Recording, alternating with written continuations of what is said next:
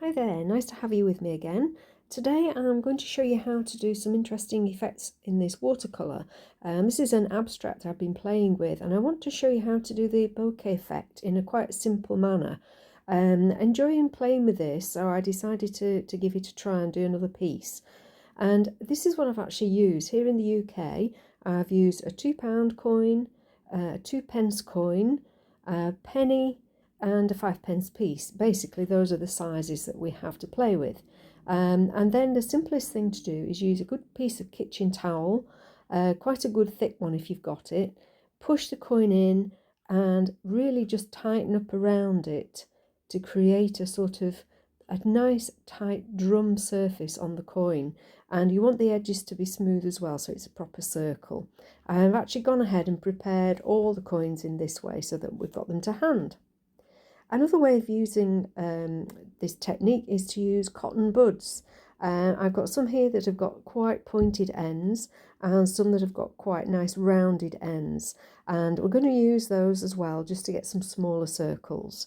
Now I've prepared all of my watercolour paints into these little dishes, and I'm only using 4 colours, and then I've just added the water using a pipette, enough to make this dish full, and then gone ahead and mixed them up with the brush. I'm using a couple of sizes of brushes here, and these are just wet with clean water, and I'm literally just going to randomly paint that water onto this paper. This is not paper, so it's not smooth, it's got a slight tooth. This is great exercise for mindful painting, for loose painting. If you've ever struggled to just let go and just enjoy the painting process, this is a really good exercise. I'm literally dropping in the colours. I've done my test beforehand, as I always do, to test the colours together. I know that they mix to make interesting colours, and here is the first coin going in. So as I wrapped it, and I've just literally put it onto the paper, and I'm going to do another one so you can see the circle as it's lifted out. Now, we haven't got a lot of paint on here yet, so these are just very slight shades. We're going to just keep dropping some more paint. This is the beautiful Prussian blue. I've got a couple of Prussian blues, and this one's actually a more blue colour. The other one's a little bit darker and granulates rather nicely. But the colours together make their own shades as well. So I'm not worrying particularly about where I'm putting it. I'm just going along where it feels that I want to do. And I'm very careful to leave some gaps. I want some white paper to show through here. So literally just adding a little bit more water, and we can see the intensity. This exercise also helps to give you a bit more insight into working at the 3 different stages. So we've got wet in wet, we've got wet on dry, and we've also got wet in damp, which is a really useful sort of in-between area. Here we go with another coin here, and you just hold it onto the paint a little while and it will lift. I know you can't see it terribly well at the moment, but as we go on you'll see them start to form. So adding water to some of the areas of heavy paint that I've put in. Obviously you can choose whatever colours you prefer. I tend to find that these shades make me think of autumn, and as we're sort of rapidly heading into that season here in the UK, it seemed appropriate. Okay, so just adding those lovely tones.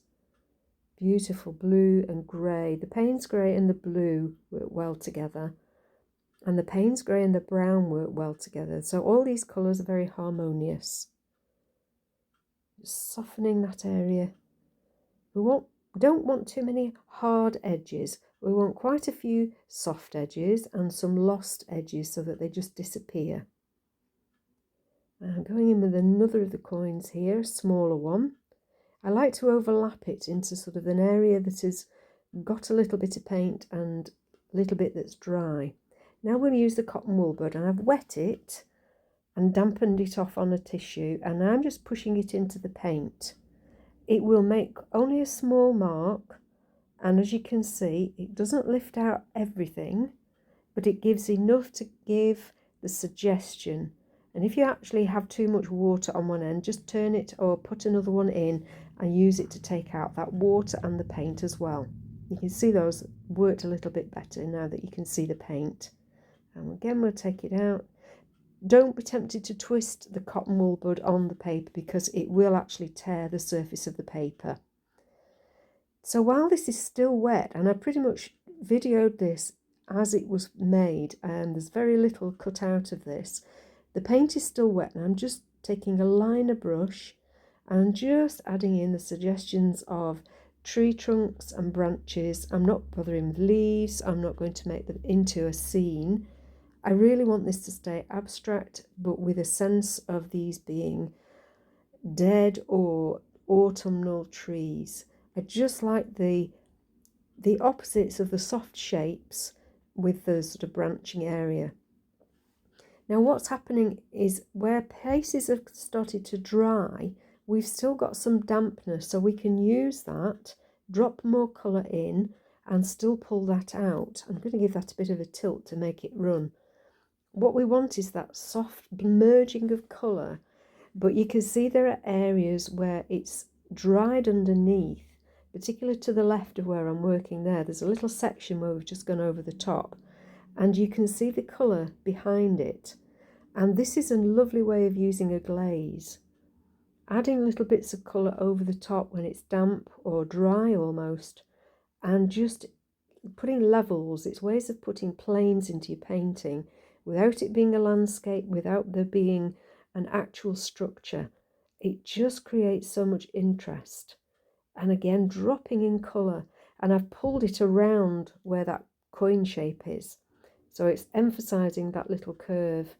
We've got a little spot there, so I just added a little bit of water into that to soften it.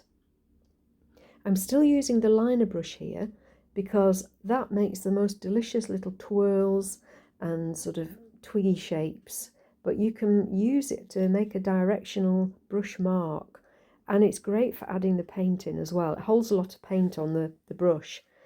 I'm going to go in with a tree here, even though it's damp, almost to wet. I'm going to go in because when that dries it will become very pale and very faint, but you'll still be able to see it, and we can work over the top of it as well. And you can see where I'm pulling the branches across different levels, and we'll pull that along there. I promise you there's no plan with this. It is just intuitive, what feels right at that time. We'll soften that little edge there. We don't want that too harsh. This is why you need a good paper for this exercise. You need it to take the paint and the water, and you need to be able to lift out from it. Just adding that beautiful sienna in there. I'm going to soften that down with some water again. Can you see the granulation that's happened as well in some places? Another coin. You can see that they're starting to show. I'm going to use the same size of coin, but I'm moving it to a clean piece of paper. So I'm just rewrapping that. And there we go, pushing that into some of the paint we've just applied. Soften that area, get rid of that hard line, and then we'll drop in some more of the blue. It's like looking through that landscape and wondering what's beyond. Maybe that's just my imagination. And pulling that paint across that gap just makes it even more interesting. I have another little tree there. These are so simple. I think anybody should probably be able to manage to do a little tree like this. You just pull the branches. Doesn't matter whether you're right-handed or left-handed. Obviously for me it's difficult to do the left-hand side and show you because my hand obscures it. So going down to this area now, I'm going to add some more water here. I want to soften that a little. So I've added the blue and I'm pulling that out, still with the liner brush, the rigger brush, working on its side. Love that little flick there at the end. I'm not worrying, I'm not concerned, I'm just creating and enjoying the feeling of creating. Let's tip that down a little, get that moving. And you can see how areas have softened. Some of them started to dry. We'll pull that round to fit into that little curve. And we'll wet it down even more. Dropping colour in. Remember, you can lift colour out just as easily. Wet your brush, dry it off, and then go into the wet area and take the colour out. It's so versatile. Deepening areas now and softening others. You can see where the circles are a little bit easier now, I think.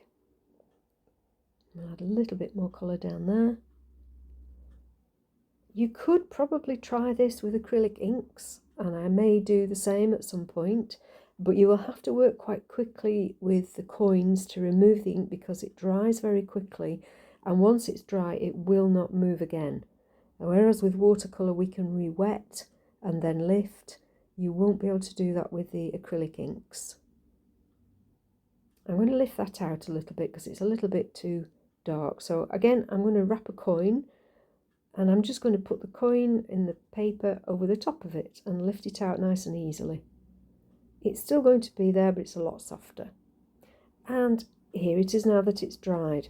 I did a little tiny bit of spatter, and I've put a few more trees and little areas and a bit of dark here and there, but I really like this. And I hope that you do too. And please give it a go, and I will look forward to seeing you for another project very soon. Many thanks for watching. Bye for now.